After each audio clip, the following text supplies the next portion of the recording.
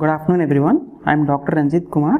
I am Associate Professor in the Department of Psychiatry, Narayana Medical College and Hospital, Nellore. Today I am here to talk on suicide prevention. The International Association for Suicide Prevention, IASP, in collaboration with the World Health Organization, celebrates September 10th every year as World Suicide Prevention Day. The purpose of this day is to create awareness and educate people regarding suicide and its prevention. To talk a little about the epidemiology of suicide, suicide is among the top 20 causes of death worldwide.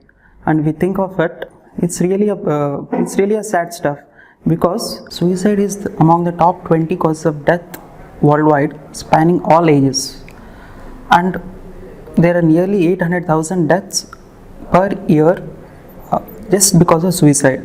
And this is a staggering figure, because it means that in every 40 seconds, at least one person commits suicide. And it's just not a number. It's someone who is a parent, who is a kid, who is a husband, someone who is a wife, and who is a neighbor, and who is a colleague. And this staggering figure needs to stop. And for every death due to suicide, the statistics say nearly 125 people are affected. So the person dies, but nearly 125 people suffer from the loss of that person. They experience intense grief and sadness. Thinking of the etiological causation for suicide, it could be either due to biological, genetic, psychological, social, along with experience of intense stress. And this unique, complex etiological causation of this heterogeneous set of population makes it very complex for the healthcare workers and the psychiatric workers in its prevention. And that's why the World Health Organization and the International Association for Suicide Prevention, since the last 3 years, has kept the same theme, that is, working together to prevent suicide. Only when every nut, screw, bolt works in synchrony, works in unison, can this menace be encountered. And it's just not the healthcare workers or the healthcare professionals or the psychiatric workers who have a role in preventing suicide. It's the general population itself. It's every common man and every person who has a role in prevention of suicide. And how can that be? The three important things is to educate oneself regarding suicide, its role, and the warning signs to detect, to prevent suicides from occurring. Develop a sense of compassion, sympathy, empathy, and concern for people who are experiencing this distress, and do away with the stigma regarding psychiatric health issues or mental health problems, and stigma regarding people who attempt suicide or who commit suicide. Do away with this stigma. Only then can this menace be encountered. Today I would like to talk about various myths regarding suicide. There are so many myths in the community regarding suicide. People believe that those who attempt suicide are just selfish people. They do it because they don't care about the rest of the people. But it's not like that. They see this act as the only way out from their distress. People believe that people who attempt suicide are only mentally ill patients. Yeah, of course it's wrong.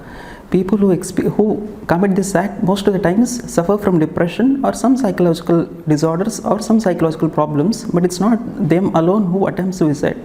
It's anybody who is experiencing enough stress in their life who can try to commit this act. And people believe that it happens like a bolt from the blue, suddenly, without warning. People who commit this suicide, but it's not like that. There are enough warning signs. If we are careful enough, we can detect and help in its prevention. And what are the various warning signs which people show before they try to attempt suicide? I'll try to elaborate on that. Most of the times people, when they try to commit suicide, we can identify because they stay aloof. They remain calm. They don't talk to anybody. They don't talk to their family, neighbors, friends, anybody. They keep to themselves.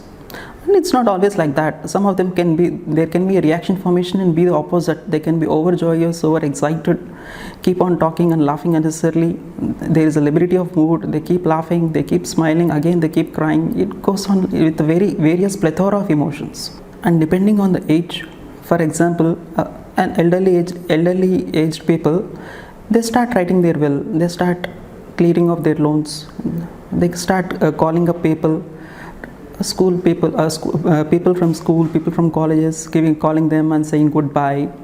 and they try to tie up all their loose ends. They try to give away their properties, maybe to their family members, maybe to charities. So these are some warning signs in the elderly age group. In the younger age group, if you search their Google history, most of the times it is how to die a painless death, or what happens after I die.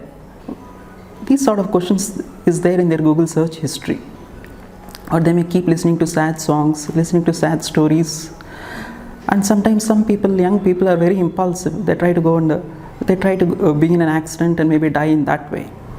Some people start writing suicide note or a suicide diary. They try to elaborate the causes, why they're trying to commit this act, what they expect to happen after this act, and explain it clearly in their suicide note. There could be a change in the biological function. There could be a loss of appetite, disturbance in the sleep pattern. There could also be a decline in the academic performance, decline in the job role function. And some people start collecting tablets, sleeping tablets, especially from various pharmacies, trying to store them. Some people try to get a firearm maybe, and some people try to buy some pesticides, rat poisons, etc. And these are some warning signs which we can be aware of and try to identify, and which can help us in suicide prevention. Now I would like to talk about how to approach a crisis, how to approach this sort of situation. What can we do? The main thing we have to remember is we need to be sympathetic. We need to listen. Most of the times people just need someone to listen to them. We should remember the old adage, when someone listens, when someone shares, the happiness multiplies and the sorrows divide. So just lending a sympathetic ear could lead to decrease in most of the problems. A person who is attempting suicide or who wants to commit suicide is restless, agitated, but we should not be. We should stay calm. We should just remain peaceful. We should try to clear off the situation. We should try to clear off any objects which could help him in committing suicide, like any sharp objects, any ropes, anything, pesticides, or anything which can help him in committing the act. We shouldn't be judgmental. We should never say, how can you commit suicide for this? How can you try suicide for this? We shouldn't brush away their worries. What is small to us may not be small to them. Sometimes small things can be magnified by them, but what appears to small to us isn't small to them. Don't argue with them. Don't debate with them. Don't debate with them the pros and cons of committing suicide. Don't threaten them. Don't raise your voice against them. What we can do is instead be sympathetic, show a genuine concern, show your genuine sympathy, show a genuine empathy, and just listen to them peacefully. And I would like to end by saying that I read this quote somewhere and it really struck me. What it says is, suicide never reduces the pain. It just passes it on to people close, to people who really care for them, and increases the pain multifold. So anybody contemplating on this, and everybody who is listening to me, please be concerned and help and play a role in prevention of suicide. Thank you.